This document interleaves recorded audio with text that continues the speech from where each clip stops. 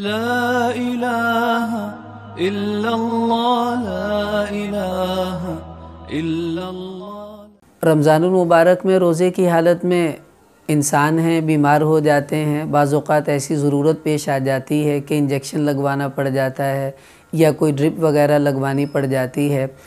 तो अब सबसे पहले तो ये देखें कि आप ड्रिप या इंजेक्शन जो लगवा रहे हैं, अगर तो वो रमज़ानुल मुबारक में इफ्तारी के बाद लगवा सकते हैं फिर तो बहुत अच्छी बात है, लेकिन अगर रोज़े की हालत में ही लगवाना उसका ज़रूरी है तो फिर डॉक्टर अगर कहे कि इसको लगवा लें तो ज़रूर लगवाना चाहिए। चाहे उसको आप गोश्त में लगवाएं या वेन में लगवाएं, दोनों सूरतों में ड्रिप का लगवाना भी जायज़ है और इंजेक्शन का लगवाना भी जायज़ है। लेकिन एक बात याद रख लें कि ये इंजेक्शन या ड्रिप अपनी ज़रूरत ही की वजह से लगवाई जाए।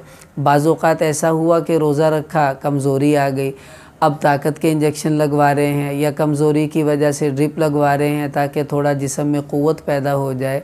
तो अगरचे इस तरह इंजेक्शन या ड्रिप लगवाने से रोज़ा टूटता तो नहीं है, लेकिन उलमा फ़रमाते हैं कि इस सूरत में रोज़े में कराहत आ जाती है, क्योंकि रोज़े से मकसूद तो अपनी आजिज़ी दिखाना था, कमज़ोरी दिखाना था, और आपने इंजेक्शन ड्रिप लगवा कर वो कमज़ोरी दूर कर ली तो रोज़े का मकसद हासिल नहीं हुआ। इस वजह से रोज़ा मकरूह हो जाएगा। इससे हमें परहेज़ करना चाहिए। ज़रूरत हो तो इंजेक्शन भी लगवाएं, ड्रिप भी लगवाएं, ज़रूरत ना हो तो फिर इफ्तारी के बाद जो चाहे करें, रोज़े की हालत में उससे परहेज़ करना चाहिए।